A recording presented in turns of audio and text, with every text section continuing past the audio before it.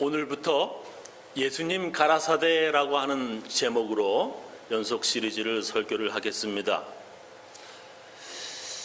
성경 중에서 이제 마가복음에 기록된 예수님께서 하신 말씀에 대해서 우리가 예수님 가라사대, 예수님 말씀의 의미를 배우도록 하겠습니다. 신약 성경에 예수님 생애, 라이프죠. 예수님의 생애를 기록한 네 가지 복음서, 마태, 마가, 누가, 요한 중에 특별히 마가복음을 택해서 그곳에 기록된 예수님의 말씀들을 배우도록 하겠습니다. 마가복음에 기록된 예수님의 첫 말씀, 예수님께서 마가복음에 처음 하신 말씀, 다른 마태, 마가, 누가, 요한 복음 다 마찬가지예요. 예수님께서 처음 하신 말씀이 뭐냐? 바로 이겁니다. 가라사대 때가 찼고 하나님의 나라가 가까웠으니 회개하고 복음을 믿으라 하시더라, 이 말씀입니다. 하나님의 나라가 가까웠으니 회개하고 복음을 믿으라. 마가복음에서 예수님의 첫 번째 말씀이 뭐냐? 회개입니다. 예수님께서 하신 말씀 15절 앞에 있는 말씀들, 그러니까 이제 마가복음 1장 1절부터 14절 요 앞에 있는 말씀이 무엇인지 한번 살펴보겠습니다. 1절부터 8절은 세례 요한의 전파라고 이렇게 나오는데, 세례 요한이 먼저 나오죠. 마가복음 1장 1절, 하나님의 아들 예수 그리스도의 복음의 시작이라. 선지자 이사야의 글에 보라, 내가 내 사자를 네 앞에 보내노니 저가 네 길을 예비하리라. 이사야의 구약성경 말씀에 저런 말이 나온다는 이거죠. 광야에 외치는 자의 소리가 있어 가로되 너희는 주의 길을 예비하라. 그의 첩경을 평탄케 하라. 기록된 것과 같이. 세례 요한이 이르러 광야에서 죄 사함을 받게 하는 회개의 세례를 전파하니 온 유대 지방과 온 주데아, 그러니까 이스라엘이죠. 예루살렘 사람이 다 나아가 자기 죄를 자복하고 죄를 컨페이스하고 요단강에서 그에게, 세례 요한에게 세례를 받더라. 세례 요한은 약대털, 낙타의 가죽을 입고 허리에 가죽띠를 띠고 메뚜기와 석청, 돌에서 나는 돌에 붙어 있는 그 바위에 붙어 있는 꿀입니다. 석청을 먹더라.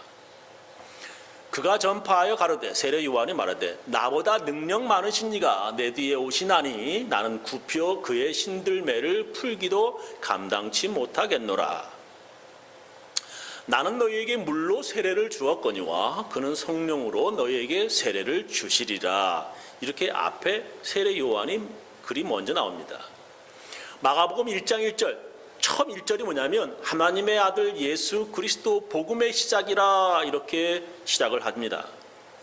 그러니까 하나님의 아들이신 예수님이 이 땅에 그리스도로, 즉 우리를 구원하시기 위해 구세주로 오신 복음은 의인이 아니라 죄 지은 죄인들을 구원하러 오신 복된 소식의 시작이라는 겁니다. 그러니까 하나님의 아들 예수님 그리스도의 복음의 시작이라고 하는 말이죠. 그렇다면 이제 예수님, 그리스도로 구세주로 오신 예수님에 대해서 기록이 시작되어야 하는데, 그보다 먼저 세례 요한부터 마가복음이 시작된다 이겁니다. 다른 복음서도 마찬가지죠. 세례 요한부터 시작이 된단 말이죠. 왜 예수님에 대해서 기록이 시작되지 않고 세례 요한부터 시작되냐? 그것은 이유가 2절 이후에 나온다 이 말입니다. 마가복음 1장 2절, 선지자 이사야의 글에, 구약성경 이사야에 보라, 내가 내 사자를 네 앞에 보내노니 저가 네 길을 예비하리라. 광야에 외치는 자의 소리가 있어 가로되 너희는 주의 길을 예비하라. 그의 첩경을 평탄케 하라. 라고 하는 구약성경 이사야의 말씀이 기록되어 있다 이 말이에요. 세례 요한이 이르러 광야에서 죄사함을 받게 하는 회개의 세례를 전파하니 온 유대지방과 예루살렘 사람이 다 나아가 자기 죄를 자복하고 요단강에서 세례 요한에게 세례를 받더라 라고 하는 말씀이 있다 이 말입니다. 세례 요한이 왜 먼저 나와야 하는가 하면 이미 오래전 구약성경 이사야에 그런 기록이 있다 이 말이에요. 그런 기록된 것과 같이 주의 사자, 즉 주의 일꾼인 세례 요한을 미리 보내서 준비케 했다라고 하는 말씀입니다. 이사야 40장 3절 이하에 보면 외치는 자의 소리여 가로되 너희는 광야에서 여호와의 길을 예비하라 사막에서 우리 하나님의 대로를 평탄케 하라 라고 하는 이사야의 말씀이 있다 이 말이지요. 구약 이사야에 그렇게 여호와의 길을 예비하라 주의 길을 평탄케 하라는 말씀이 이미 기록되어 있다고 하는 것입니다. 그래서 마가복음 1장 3절에 너희는 주의 길을 예비하라 그의 첩경을 평탄케 하라 라고 하는 이 말은 뭐냐면 그 당시에 왕이 행차할 때에 왕 행차 마차 길을 미리 보수하라 하는 세상 사람들의 말의 뜻이 있었습니다. 지금이야 도로가 좋아서 차 달릴 때 소리도 적게 나지만 옛날에는 다 흙길이었죠. 그 흙길이 비가 오고 구덩이가 이게 파이면 크게 덜컹거리면서 마차에 앉은 사람의 엉덩이가 아팠습니다. 아마 예전 한국의 비프장도로 생각날 겁니다. 그죠? 한국에서 비프장도로 버스 타고 시골이나 해수욕장 간 경험이 있던 분들은 아마 구덩이가 버스 바퀴 지나갈 때 몸이 하늘로 점프했다가 붕 떴다가 의자에 다시 떨어지면 엉덩이 얼마나 아픈지 아마 다들 기억하실 겁니다. 나이 드신 분들은. 그래서 로마 사람들은 그 흙길에다가 판판한 돌을 깔아서 구덩이가 생기지 않도록 했습니다. 이게 이제 아직까지 남아있는 로마네스크 도로입니다. 로드예요. 그래서 저렇게 돌을 이렇게 잘 깔아놨어요. 아직도 지금도 말이죠. 이렇게 마차가 다니던 그런 자국도 납니다. 저게 돌을 저렇게 깔아서 파이지 않도록 이렇게 옛날에 했다 이 말입니다. 길에 깔린 그 돌이 이제 오래되고 깨지기도 하면 움푹 밑으로 들어가서 이 수리를 보수를 해야 했습니다. 그 도로의 구간을 딱 정해서 그 구간을 맡은 사람이 길을 책임지고 그 길을 저렇게 돌도 깔아놓고 궁둥이 아프지 않도록 수리하도록 했습니다. 그래서 왕이 지나가기 전에 그 도로 보수 맡은 사람들이죠. 맡은 사람들한테 왕의 길을 예비하라 라고 명령이 전달되면 그들은 미리 나와서 도로가 돌 까졌나 해서 덜컹거리지 않도록 보수해서 평탄케 하라고 하는 그 법이에요. 그 당시의 명령입니다. 바로 세례 요한이 그런 왕 대신 예수님께서 오실 텐데 평탄케 하라라고 하는 임무를 맡은 사람이라고 하는 것입니다. 예수님 일하시기 전에 나가서 세례 요한이 회개의 세례를 베풀면서 예수님 오시기 전에 준비했다라고 하는 것입니다. 예수님을 위해 미리 보내어진 일꾼인 세례 요한은 광야에서 죄사함 받게 하는 회개의 세례를 전파하면서 예수님 오시기 전에 미리 저렇게 길을 평탄케 한 임무를 맡은 사람이었다라고 하는 것입니다. 많은 사람들이 세례 요한에게 나와서 죄사함 받는 회개의 세례를 받았습니다. 세례 요한은 말하기를 나보다 더 능력 많으신 이가 내 뒤에 오시나니 나는 몸을 굽혀 구분의 신들매 즉 신발끈을 풀기도 감당치 못하겠노라 라고 말했습니다. 그 당시에 주인이 멀리서 여행을 마치고 오면 종이 가장 먼저 하는 일은 주인의 신발끈을 풀어서 발을 편안히 해주고 신을 벗기는 일이었고 물을 떠와서 주인의 발을 씻기는 일이 그 당시에 종들이 하는 일이었습니다. 그런데 세례 요한은 그런 일도 자기는 감당치 못할 정도로 자기보다 더 능력 많으신 이가 내 뒤에 오신다라고 하는 것입니다. 세례 요한 자기가 맡은 역할은 단지 왕을 위해 그저 잘 깔아서 덜컹거리지 않도록 오시는 그분의 길을 평안하도록 미리 준비하는 것이었습니다. 세례 요한이 뒤에 오시는 분을 위해 준비하는 것은 이렇게 회개의 세례를 주면서 사람들을 준비시킨다 하는 것입니다.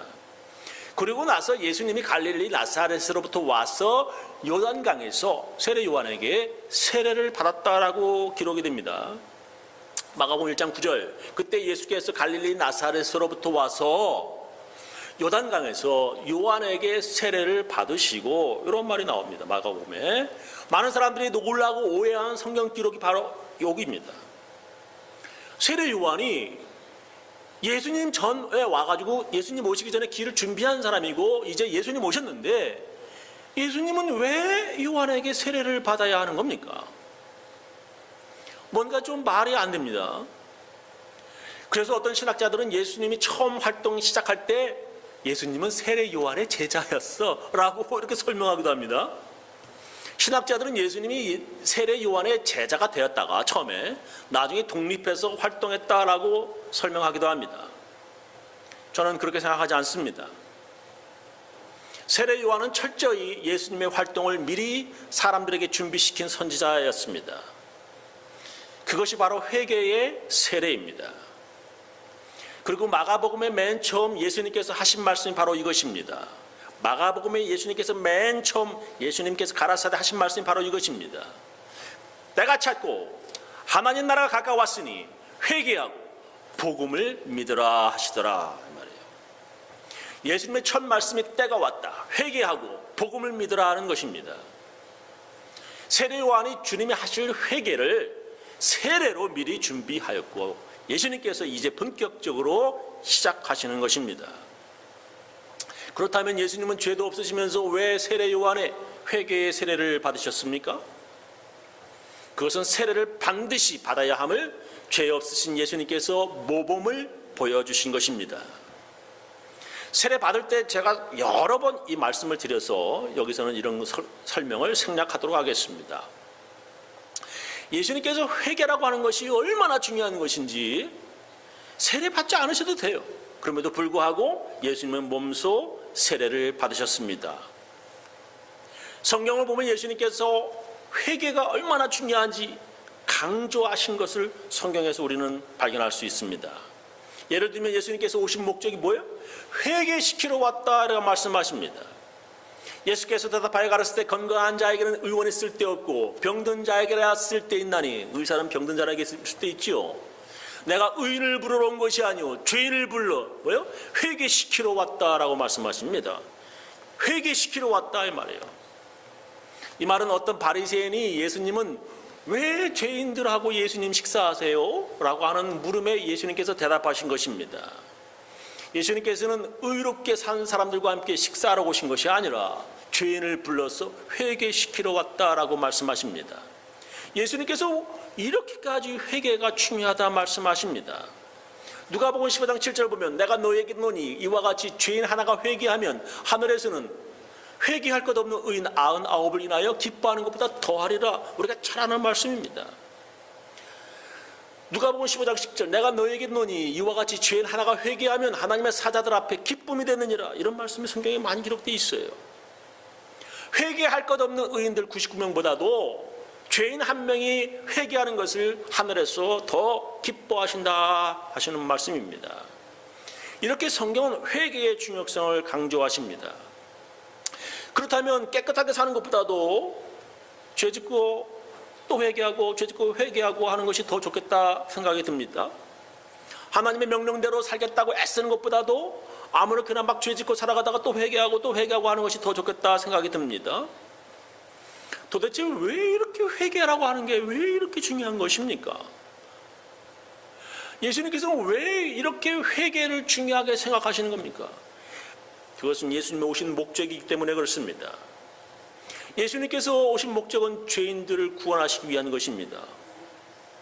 하나님께서는 죄인들을 구원하시기 위해 하나님의 아들 예수님을 이 땅에 보내셨습니다. 하나님께 죄 지은 죄인들이 그 죄값을 치르기 위해서 오랜 세월 동안 양이나 소를 대신 죽여서 하나님께 속죄함, 용서함 받았습니다. 그러나 하나님께서 그런 옛 언약을 폐하시고 새로운 언약 예수님의 피로 대속하게 하셨습니다. 로마서 3장 23절 모든 사람이 죄를 범하였으며 모든 사람이 죄인이에요. 목사도 그렇고요, 신부도 그렇고요, 교황도 그렇고요, 모든 사람이 다 죄인입니다.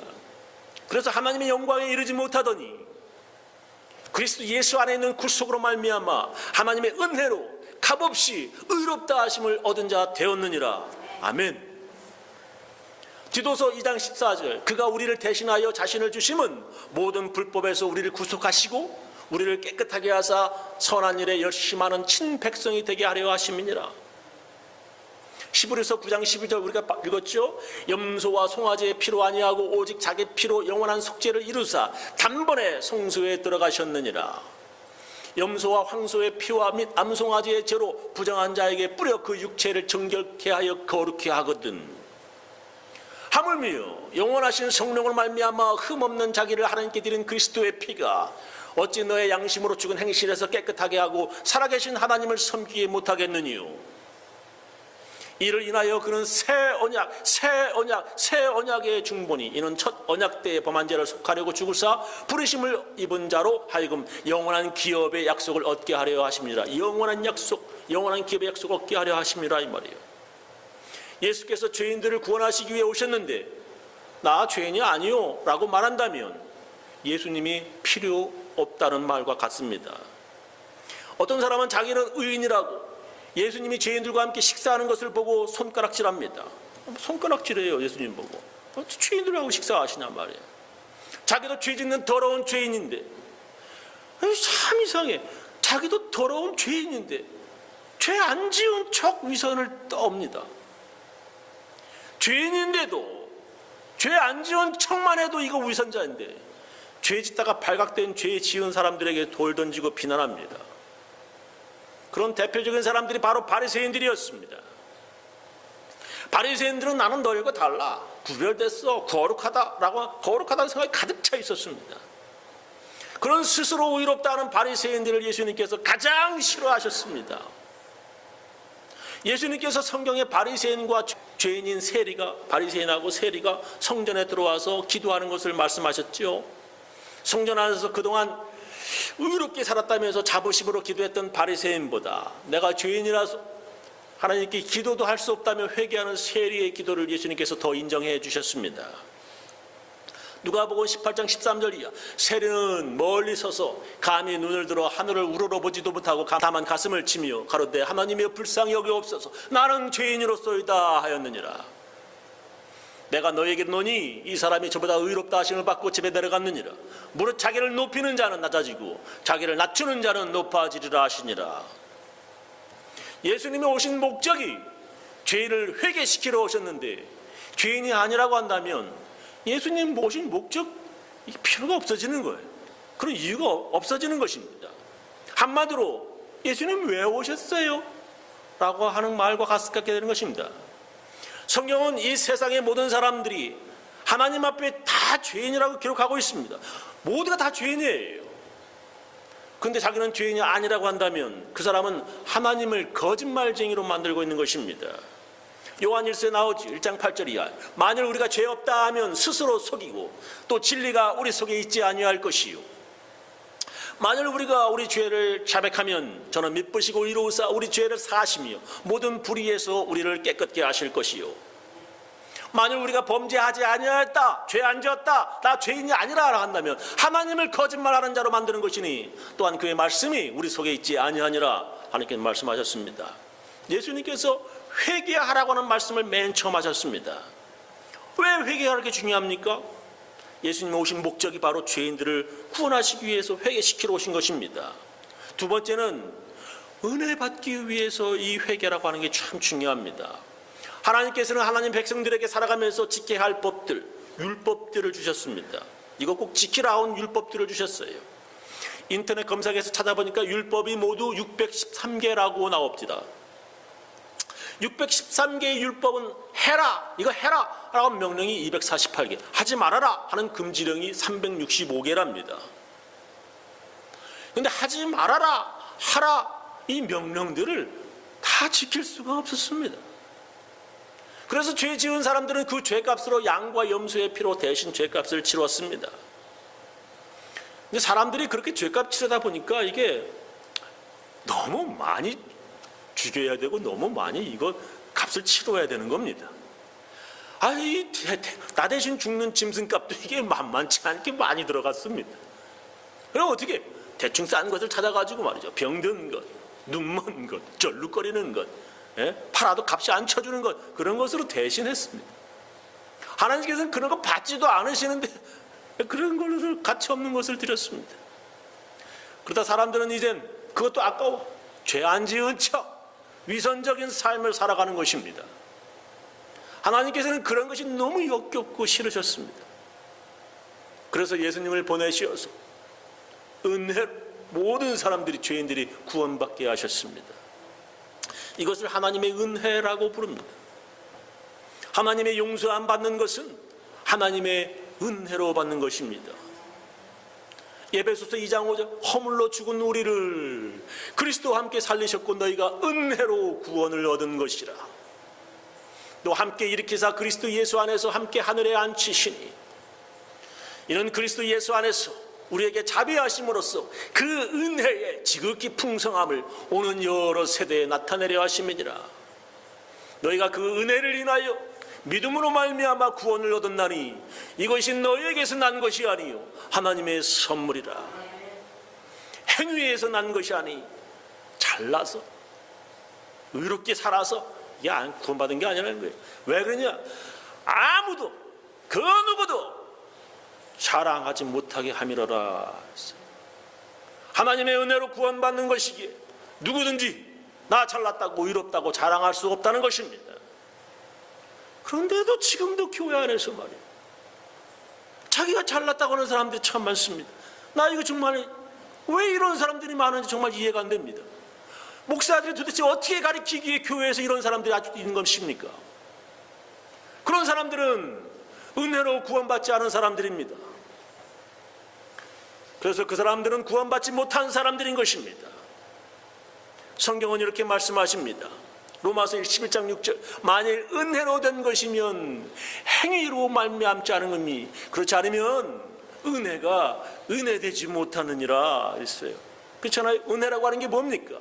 은혜는 거저주시는 거예요. 자기가 다른 사람들보다 더 의롭다 생각하는 사람은 교회에서 함부로 비판하고 손가락질합니다. 그런 사람들은 율법을 지키려고 하는 자들입니다. 그런 사람들은 그리스도에게서 끊어지고 은혜에서 떨어진 자들입니다. 성경은 말씀하십니다. 갈라디아서 5장 4절 율법 안에서 의롭다함을 얻으려 하는 너희는 그리스도에게서 끊어지고 은혜에서 떨어진 자로다. 다시 한번 말씀드리겠습니다. 교회 안에서 잘났다고 하는 사람들은 그리스도에게서 끊어지고 은혜에서 떨어진 자로다. 교회가 인정하고 예수님이 인정해 주는 사람들은 항상 하나님의 은혜 속에 살아가는 사람들입니다. 죄 없다 하는 자들은 회개할 수 없습니다. 회개하지 않는 자들은 하나님의 은혜에서 떨어진 사람들입니다. 예수님께서는 회개하라고 하는 말씀을 가장 먼저 하셨습니다. 우리 교회는 예배 시작 때 맨 처음에 회개의 기도로 시작합니다. 회개하는 사람들은 하나님의 은혜를 사모하는 사람들입니다. 저는 우리 교인들 모두 예수님께서 말씀하신 회개하는 사람들 되어서 하나님의 은혜로 살아가시기를 예수님의 이름으로 축원합니다. 기도하시겠습니다.